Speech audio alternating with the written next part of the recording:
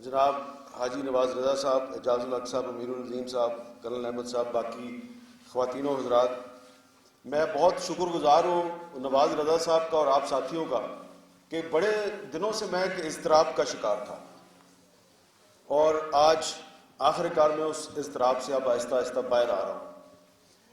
اور یہ اضطراب اس دن شروع ہوا تھا جس دن سعود ساحر صاحب کے انتقال کی مجھے خبر ملی، تو میں اسلام آباد میں نہیں تھا۔ تو شاہ صاحب کے ساتھ ہمارا ایک احترام کا رشتہ بھی تھا، لیکن میری ان کے ساتھ بڑی بے تکلفی تھی۔ تو یہ ابھی رانا غلام قادر صاحب جو ہیں وہ بات نہیں کر سکے۔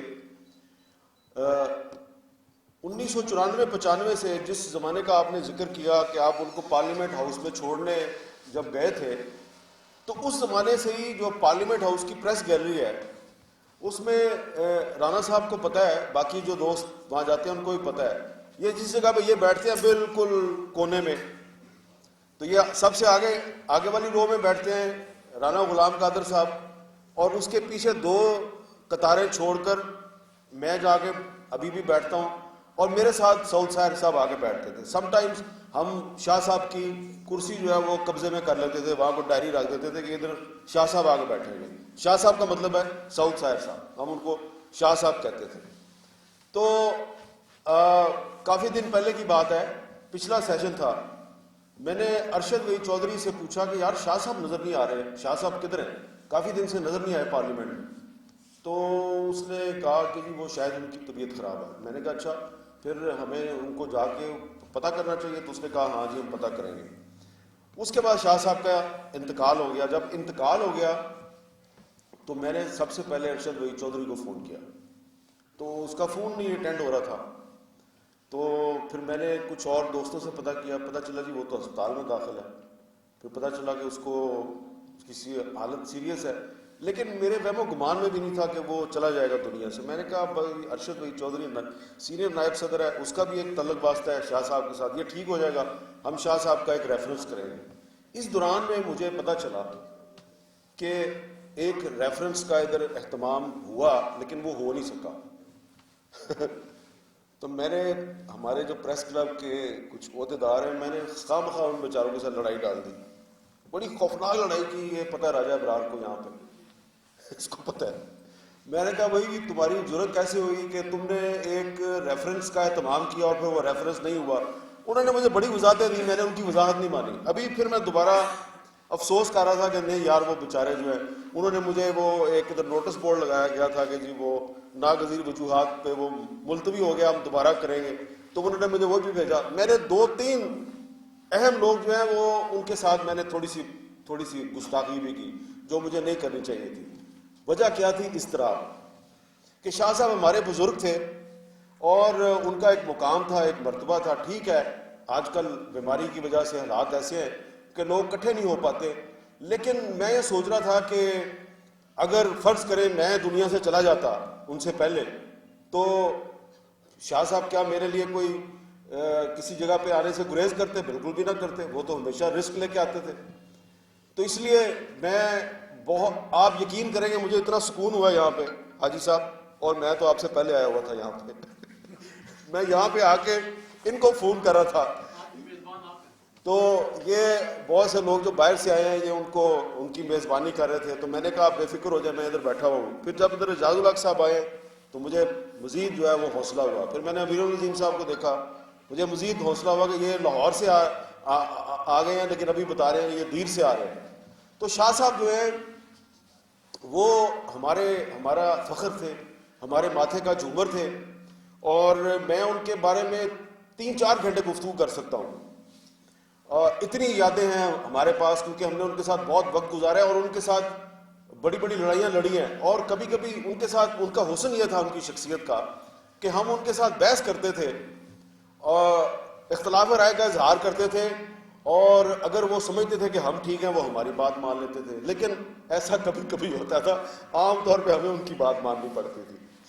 تو سعود ساحر صاحب جو ہیں وہ ایک دفعہ کافی سال پہلے کی بات ہے کہ میں نے ایک اخبار شروع کیا، تو وہ نثار احمد نثار صاحب، ان کے والد صاحب ڈاکٹر صاحب کے، جمال ناصر صاحب کے جو والد صاحب ہیں، وہ نثار احمد نثار صاحب اور سعود ساحر صاحب اکٹھے دونوں، ان کو سعود ساحر صاحب لے کے آئے تھے. وہ میرے پاس دفتر آئے اور انہوں نے کہا برخوردار تم بتاؤ تمہیں ہماری کیا مدد چاہیے. میں نے کہا جی بس آپ کی دعائیں چاہیے. میں بڑا حیران ہوا کہ یہ دونوں اکٹھے کیوں آئے ہیں. اس کے بعد پھر ایک دفعہ میں نے نثار احمد نثار صاحب کو میں نے پوچھا کہ یہ سعود ساحر صاحب آپ کو لے کے آئے تھے یا آپ ان کو لے کے آئے تھے. انہوں نے کہا ہم دونوں ایک دوسرے کو لے کے آئے تھے کیونکہ ہم بڑے فکر مند تھے تمہارے بارے میں. ہم نے کہا یہ لڑکا ایڈونچرسٹ ہے، یہ ایڈونچر کر رہا ہے، اچھی بلی نوکری چھوڑ کے نیا اخبار نکال رہا ہے، یہ کہیں ناکام نہ ہو جائے. تو ہم نے بہانے سے تمہارے دفتر میں آ کے تمہارے ساتھ گفتگو کی ہے، تمہارا اعتماد چیک کیا ہے، تمہارے دفتر کا ماحول دیکھا ہے. تو جب واپس جا رہے تھے تو شاہ صاحب نے کہا لڑکا ٹھیک ہے، چلا لے گا، آپ بے فکر ہو. تو دیکھیں وہ کس طرح خیال رکھتے تھے.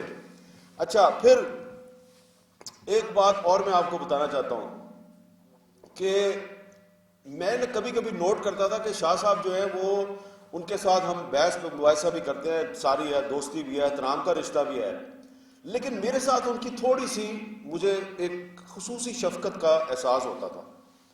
یہ مجھے اس وقت احساس ہوا جب ان کا ایک برخوردار جو ہے وہ جب جیو میں اس نے ہمارے ساتھ نوکری شروع کی تو وہ کبھی کبھی مجھے کہا کرتے تھے کہ یہ ذرا اس کے کچھ اس کی گائیڈنس کا یہ دیکھ لو، اس کا یہ خیال کر لو، یہ کر لو. میں کہتا تھا شاہ صاحب آپ ہمارے قانونی معاملات میں مداخلت نہ کیا کریں. لیکن وہ بڑے کنسرنڈ ہوتے تھے. ان کا یہ خیال ان کا یہ بڑا کنسرن تھا کہ ان کی اولاد جو ہے وہ پروفیشنلی بڑی ساؤنڈ ہونی چاہیے، کیونکہ وہ اسی پروفیشن میں جس پروفیشن میں ہوں تو بڑی ساؤنڈ ہونی چاہیے. پھر ایک دفعہ انہوں نے میرے سے ایک بات کی. انہوں نے کہا وہ مجھے برا لگتا ہے لیکن میں یہ آپ سے بات اس لیے کر رہا ہوں کہ میرا آپ کے ساتھ میرا ایک خصوصی رشتہ ہے. میں نے کہا شاہ صاحب وہ کیا ہے؟ ابھی آج تک تو آپ نے مجھے بتایا نہیں، وہ خصوصی رشتہ کیا ہے آپ کا میرے ساتھ؟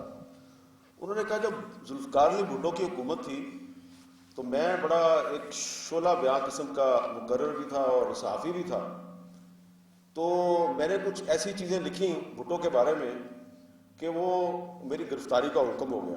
تو میری گرفتاری کے لیے چھاپے پڑ رہے تھے. تو مجھے میرے کچھ دوستوں نے کبھی کہیں چھپا دیتے تھے، کبھی کہیں چھپا دیتے تھے انڈر گراؤنڈ. 2 دن میں آپ کے گھر بھی چھپا تھا. آپ اس وقت بہت چھوٹے تھے. تو میں نے آپ کے گھر کی روٹیاں بھی کھائی ہوئی ہیں. تو میں نے کہا شاہ صاحب آپ نے کبھی یہ بات بتائی نہیں. اس نے کہا اس لیے نہیں بتائی کہ اگر تمہیں بتا دیتا تو تم پھر احترام کے چکر میں میرے ساتھ کھل کے بات ہی نہ کرتے بھائی. تو ہم تو آپ کے ساتھ انجوائے کرتے ہیں کھل کے جو آپ کی ہمارے ساتھ گفتگو ہوتی ہے. تو آپ تو پھر احترام کے چکر میں ہی ہمیں بزرگ بنا لیتے. تو ہمیں کوئی تمہارا بزرگ بننے کا شوق نہیں ہے. تو دیکھیں کتنے کھلے دل کے آدمی تھے. تو شاہ صاحب جو ہیں ان کے بارے میں یہاں پہ بہت سے لوگوں نے بڑی اچھی اچھی باتیں کی ہیں، لیکن میں یہ سمجھتا ہوں کہ ان کی جو سب سے بڑی خصوصیت تھی وہ یہ تھی کہ صحافی جو ہے وہ رائٹ کا ہو یا لیفٹ کا ہو یا سینٹر کا ہو، صحافی کا مسئلہ ہو جاتا تھا وہ سب سے پہلے سڑک پہ آنے والوں میں سب سے آگے ہوتے تھے. اور کوئی جمہوریت کا مسئلہ ہو جاتا تھا وہ سب سے آگے ہوتے تھے. ہاں جنرل ضیاء الحق کے معاملے پہ وہ کمپرومائز نہیں کرتے تھے. یہ بات بالکل درست ہے، اس پہ وہ کمپرومائز نہیں کرتے تھے. اور اس پر ہماری ان کے ساتھ بڑی بحث